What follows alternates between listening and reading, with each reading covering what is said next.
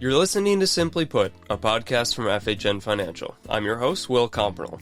Of all the industries upended by the new tariff regime, perhaps none stands to be affected more than auto manufacturing. Suppliers from all over the world contribute to the production of a typical car bought by American consumers, a process that can cross borders up to 20 times. The impacts on prices and manufacturing employment will depend on how much and how quickly production shifts to the United States. On today's episode, we talk with Jonathan Smoke, Chief Economist with Cox Automotive, about the complex supply chains behind today's auto manufacturing, the potential economic impacts of new tariffs, and how manufacturers are thinking about a less globally integrated auto industry in the future. Stay tuned.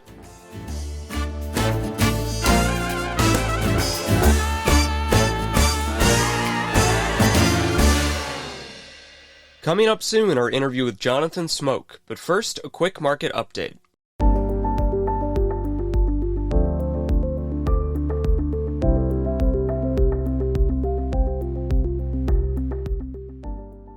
Payrolls grew 177,000 in April, and the unemployment rate was unchanged at 4.2%. Businesses have so far held off on changing employment plans in response to new tariff policies, perhaps hoping for a policy reversal and preferring to draw down inventories before starting to lay off workers. First quarter GDP contracted 0.3%, close to expectations and the result of a massive increase in the foreign trade deficit. Excluding some data noise, underlying economic momentum was strong, but investors are more concerned about how new tariff policies, largely implemented in the first week of April, will impact the economy moving forward. Core PCE inflation accelerated from 2.6% to 3.5%. The Treasury market substantially recovered over the last 2 weeks, largely reversing the sell-off that immediately followed tariff announcements at the beginning of this month. Bloomberg's benchmark Treasury index ended April with a 0.63% total monthly return, a significant improvement from a month-to-date decline of 1.3% as recently as April 11th. The decline in yields was more prominent in the belly of the curve than the long end. The final commentary from Fed officials before their pre-meeting communications blackout began last week emphasized the recurring themes of patience and caution. The impacts of new federal policies on growth and inflation will have to emerge in the data before policymakers consider their next move. More notably, Governor Chris Waller and Cleveland Fed President Beth Hammack expressed a willingness to ease policy in the face of tariff-induced price increases, confident that any inflation would be temporary. This appears to contrast with the rest of the FOMC, many of whom have said they fear price increases could be more sustained than they previously expected. Treasury announced borrowing estimates for the next 3 months close to analysts' expectations and left its coupon auction sizes unchanged. It decided to leave in guidance saying it expects auction sizes to remain unchanged for the next few quarters. Treasury Secretary Scott Bessent had expressed support for less reliance on T-bills before the election, but has since argued new federal policies will negate the need for higher coupon issuance by the end of this year. The Liberal Party won Canadian national elections this week, falling just short of an outright majority, but nonetheless a remarkable comeback since trailing by more than 20 points as recently as January. Prime Minister Mark Carney will now begin negotiating a new trade agreement with the U.S., trying to balance its interdependence with the American economy, with a clear message from voters that he assert Canadian autonomy. That's all for the market update this time. Now our interview with Jonathan Smoke.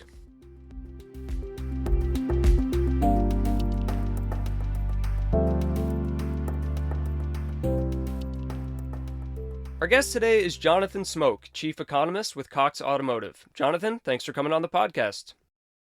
I'm glad to be here with you, Will.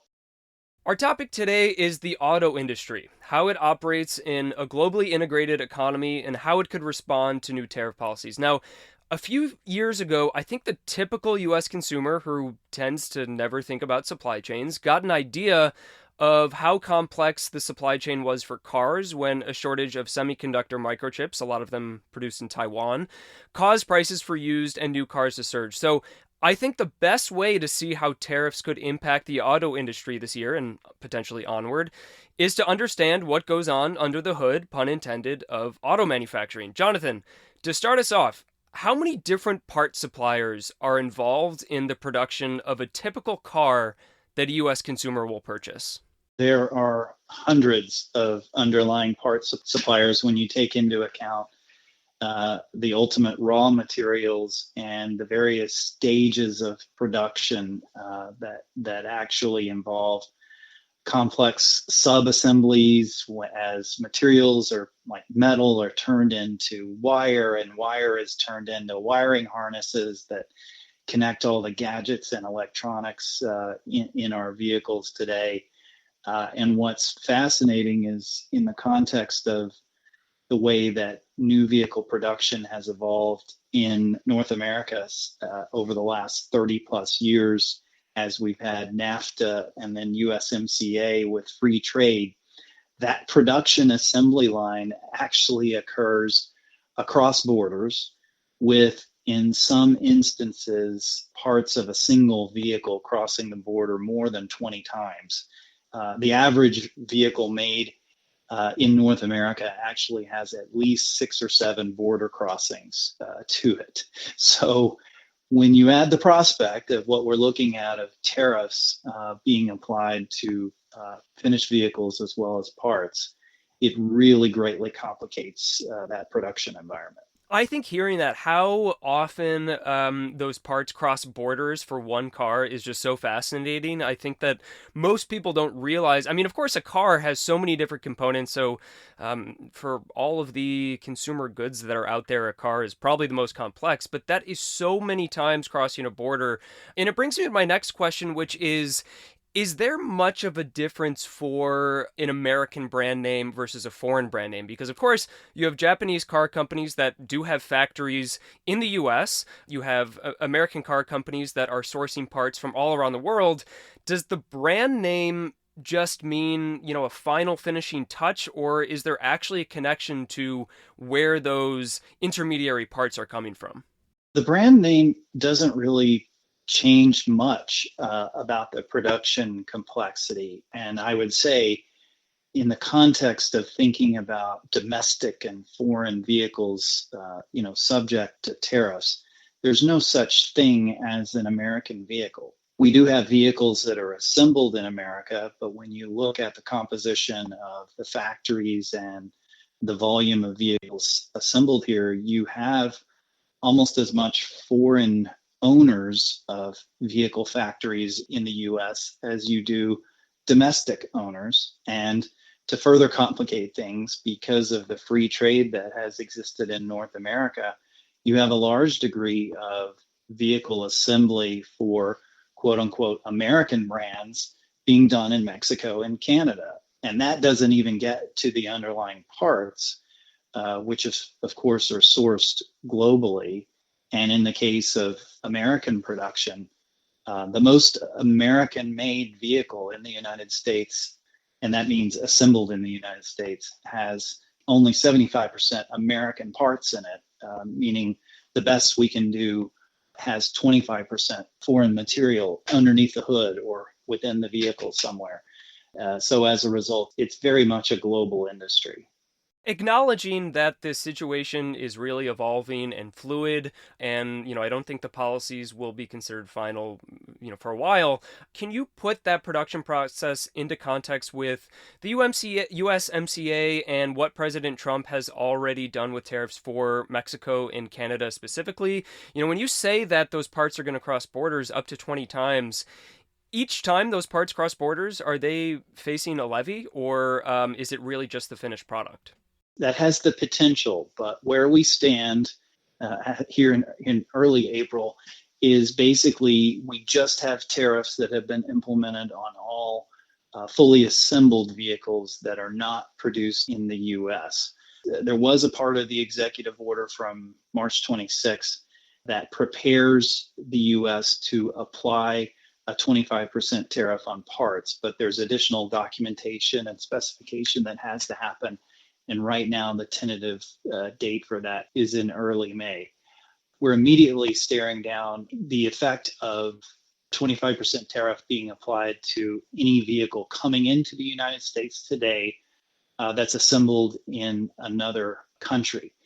And so that's roughly half of the vehicles we sell in the US are actually imported from other countries, including Mexico and Canada, which are the largest single countries, but it also includes European countries, especially Germany, which is a large manufacturer of some of the vehicles that are bought here in the U.S., as well as Japan and South Korea.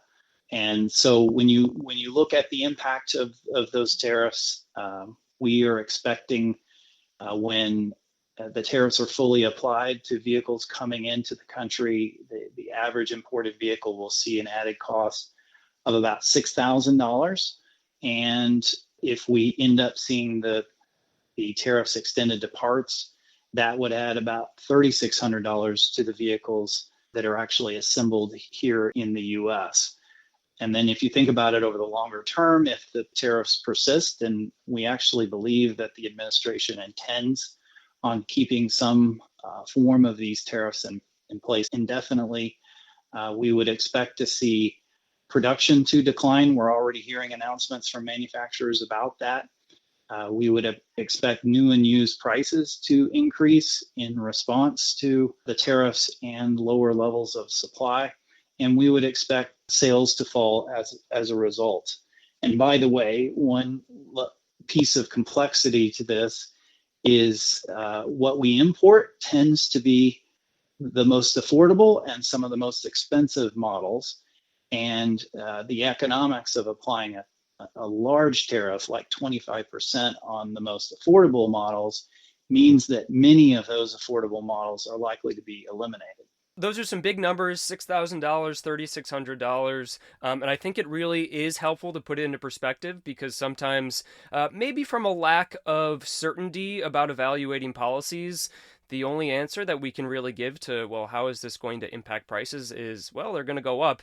But I think that helps put it into some good context. And I want to get to some of those points a bit later. But for now, I want to go back to just how the auto sector really operates. So I think another thing that the chip shortage brought to light was how hyper specialized the supply chain could be.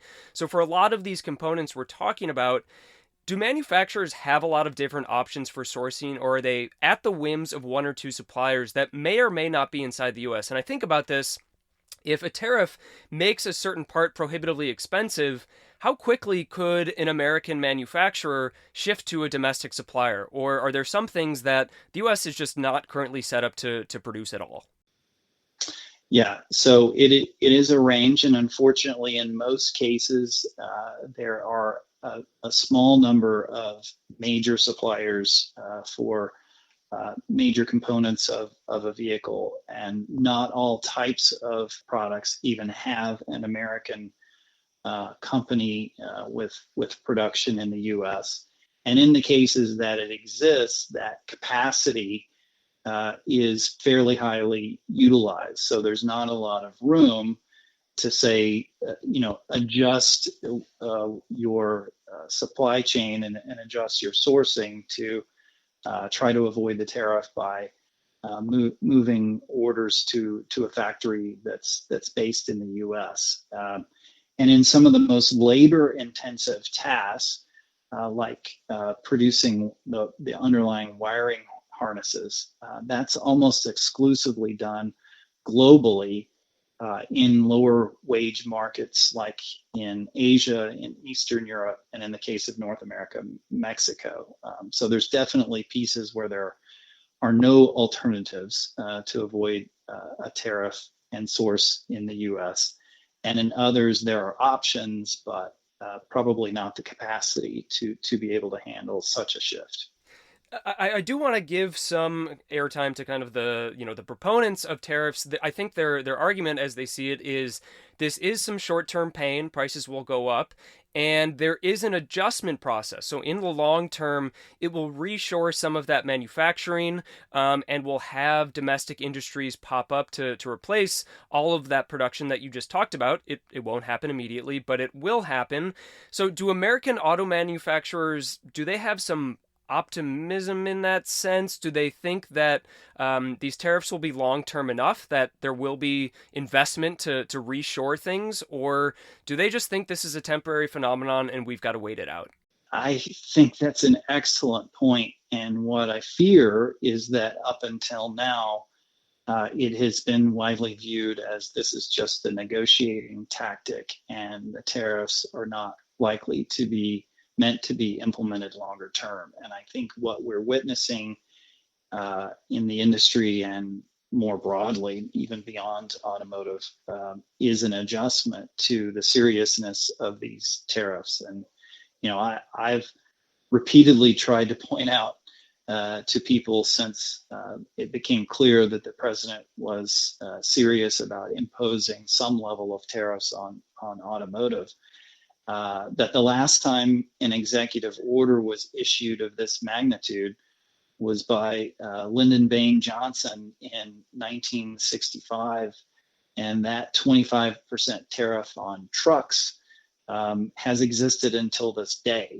which is over 60 years, and has absolutely influenced the characteristic of our pickup trucks in the United States.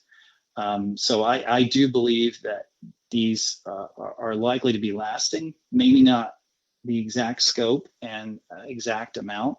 So I think the industry is coming to terms with that and is starting to think about the implications. But adjusting where a factory is located and building a new one, that's a multi-year process that usually involves discussions of 3 to 5 years before something can be sourced, built, and up to speed and producing. So it's not something that can change very, very quickly. But back to the chicken tax example, that was the name of the pickup truck tax back in the 60s.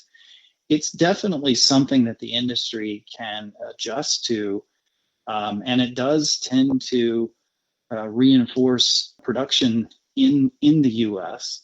It was that tax that actually influenced Japanese manufacturers to start setting up production in the U.S. and then eventually leading to production that they've also added in Mexico and Canada. So it's good for manufacturing jobs, and it's good for the overall level of production, but it just can't, and the industry can't respond to it in days and weeks. That's in multiple years time frame. So I want to dwell a little bit on that idea of jobs, and I don't know if you have industry contacts or maybe just looking at past times that auto tariffs have gone up. What can we say about job creation? Because we have a lot of counter forces, a lot of crosswinds happening at the same time. And if the motivation behind these tariffs is to increase the domestic manufacturing base, but we also have these intermediary components that are more expensive, and I think you said it lowers production. Are car companies thinking in the US, oh, this is great, this is going to protect us from some foreign competition? Or is there so much international integration that if component prices go up, it's actually going to lower manufacturing activity and employment will go down? Or is there a difference in the short term, long term? How are car companies thinking about this in terms of hiring? Well, there's definitely a lot of moving parts, and you also have the long-term evolution of automation being applied to vehicle production too. And we're in the midst of a transition from just gas-powered engines to electrification or at a minimum hybrids in the medium term. And those tend to be a little less labor intensive because electric vehicles have far fewer parts than the number of parts that are in a combustion engine vehicle. So there's lots of pieces that are influencing that labor story. But generally speaking, the history of tariffs, support the notion that you will be shoring up labor conditions, and they will be stronger than they otherwise would have been. In most cases, I would expect that if we are net producing more vehicles in the United States, we'll have more manufacturing jobs, especially when you look across the final assembly of the vehicles, but also the suppliers, that while they can be dispersed, you do geographically end up with most suppliers within around a 700 or 800 mile radius of where the final vehicle is being assembled. And so that's part of the reason why most of our parts issues are really issues having to do with Mexico and Canada, and not so much globally. But as I mentioned, there are some source materials and components that really reduce the number of options that manufacturers see with those vehicles. I want to ask a little bit more about electric cars because I know there is an expectation that maybe a $7,500 tax credit is expected to go away. And then we also have these tariffs that are coming up. So, do electric cars have a different sensitivity to disruptions in global trade policy, or what's your outlook for electric car demand and supply? So electric vehicles do tend, and especially the ones that are in higher volume that we're selling in the US, do tend to have a dependency on foreign assembly or foreign parts. The largest manufacturer of EVs sold in the US continues to be Tesla. So the good news story with Tesla is that all of the vehicles they sell in the US are assembled in the US. But if you look at each of their active models, all of them have about 25% of their content coming from Mexico. And this is, a company that has tried to source everything within the United States and close to their assembly plants in California and Texas. But even Tesla has faced the issue of the only place they can affordably get the wiring harnesses built for Teslas today are in Mexico. So EVs, if you take Tesla out of the story, the more affordable vehicles that are sold in the U.S. as electric vehicles today are coming from Japan, South Korea, or Mexico. And there is some capability to move production, like Hyundai has a major factory that they are expanding that has opened in Georgia, which is a state where I live. But it's going to take time to move the production of that vehicle and the sourcing of its components to the U.S. And some of the vehicles are specifically being assembled and sourced from materials from other countries because they're trying to address a more affordable price point. And that may not be possible when you factor in higher labor costs in the U.S. and higher costs of materials if they have to be exclusively sourced in the U.S. So I think it will be a challenge on the supply side in the short term for electric vehicles. And then if you add to that the elimination of the IRA or some major reduction in the tax credits that have been provided from that, I do think we're hitting a speed bump in EV sales. Before the supply potential issues from tariffs, we were moderately optimistic that the speed bump would just be a short-term slowdown in the growth of EV sales. And I think when you add tariffs to the mix and a reduction in production, we may be looking at decline for the next year or two in EV sales. But that said, the tax credits are still in effect. They're probably not going to go away until late this year or possibly the very end of this year. You'll actually see in the short term some amount of demand pull ahead as people try to take advantage of those credits still being available. Yeah, that is a great segue to my next question, which is that we have seen this volatility in car sales and imports in the last, I don't know, 5 or 6 months, and it's hard to tell. We're January and February depressed because of weather and wildfires.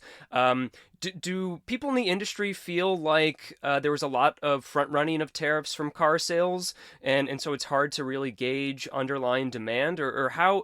What's the view from the ground about how consumers are viewing expectations for tariff policy?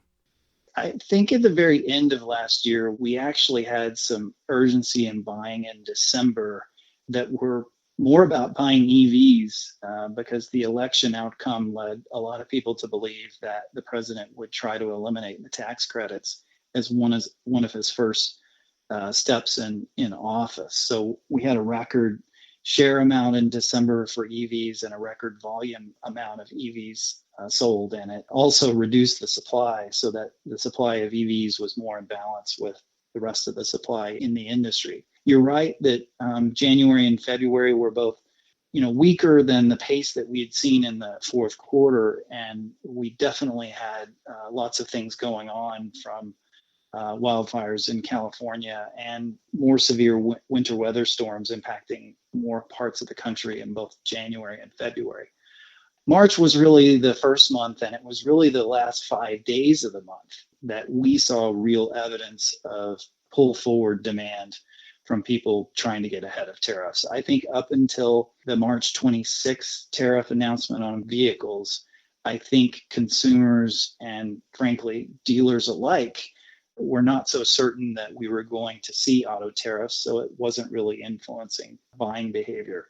But that shifted in the last 5 days of the month, and we were estimating based on the pace of sales through that day that we were expecting at most a 16 million SAR, and we ended up with a 17.8 million SAR in the month of March, which was the strongest month we had since the spring of 2021.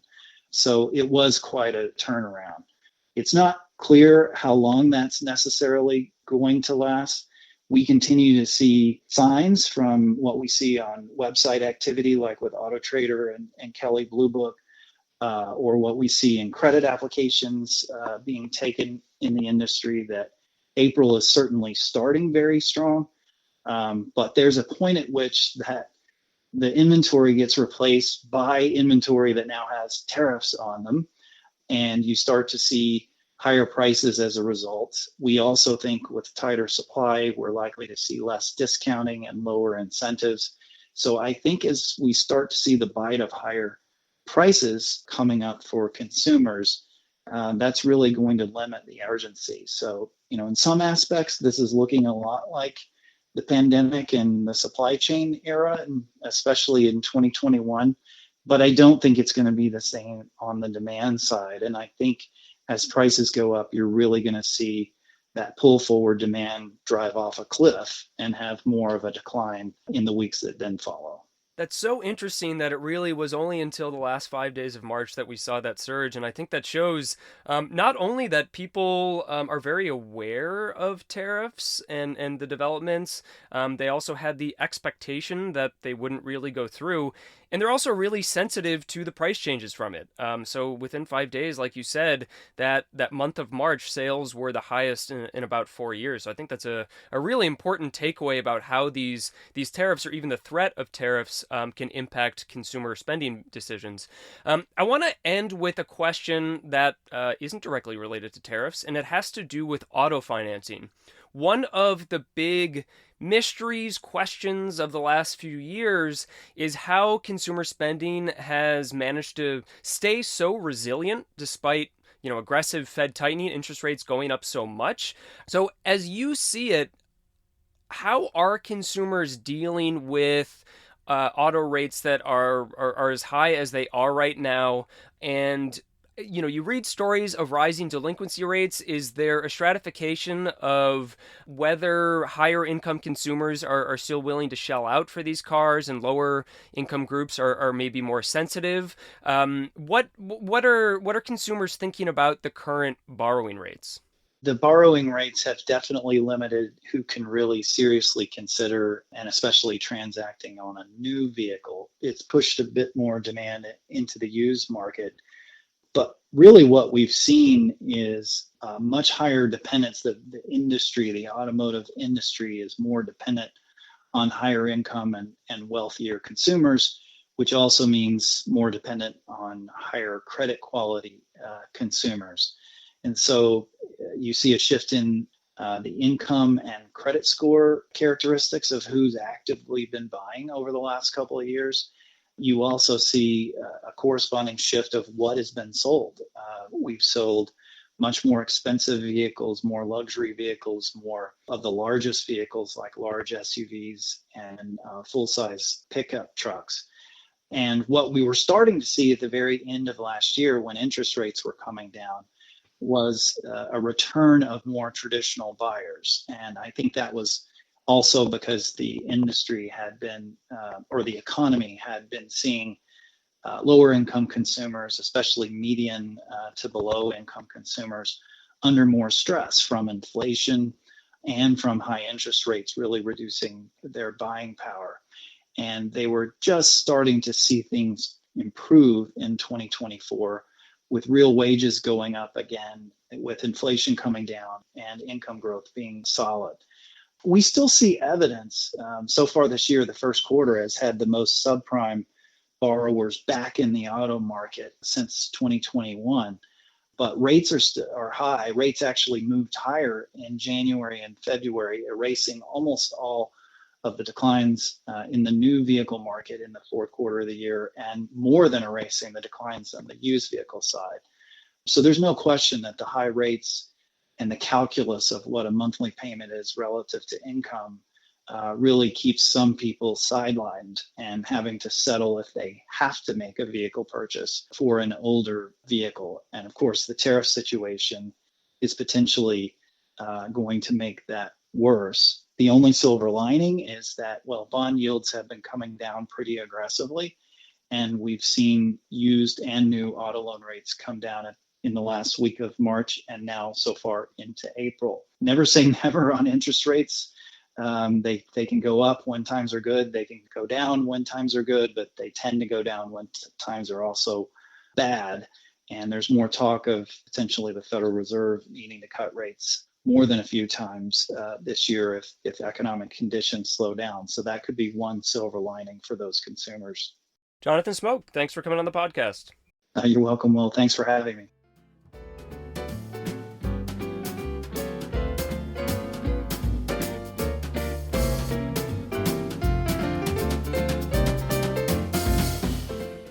That was Jonathan Smoke, chief economist with Cox Automotive. Jonathan gets at an important theme running through a lot of our recent interviews. The economy will eventually adjust to policy shocks like tariffs, but those adjustments take time, and the transition period can be painful. Any increase in auto manufacturing employment down the line will almost certainly be accompanied by some higher prices and lower production in the interim.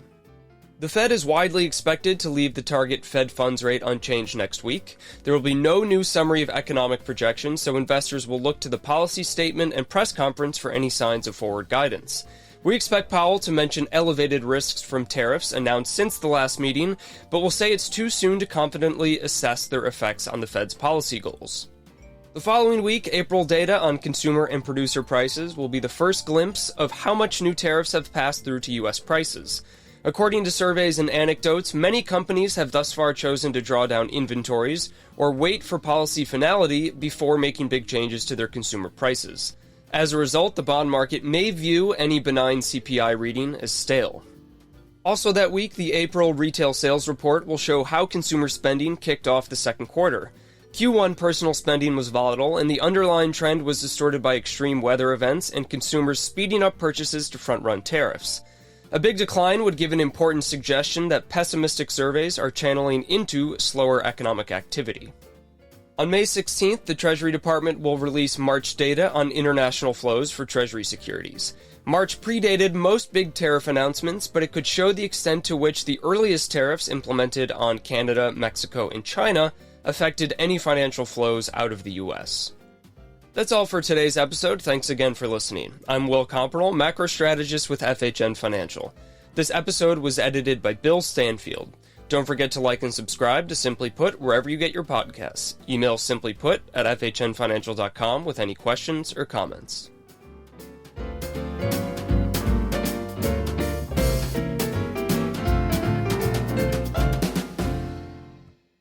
This podcast is presented for informational purposes only and is not intended as an offer or solicitation with respect to the purchase or sale of any security. Views expressed herein accurately reflect the speaker's personal views about the data, news, trends, events, etc. discussed herein or any subject securities or issuers. No part of their compensation was, is, or will be, directly or indirectly, related to any specific recommendations or views expressed. FHN Financial, through First Horizon Bank or its affiliates, offers investment products and services. Investment products are not FDIC insured, have no bank guarantee, and may lose value.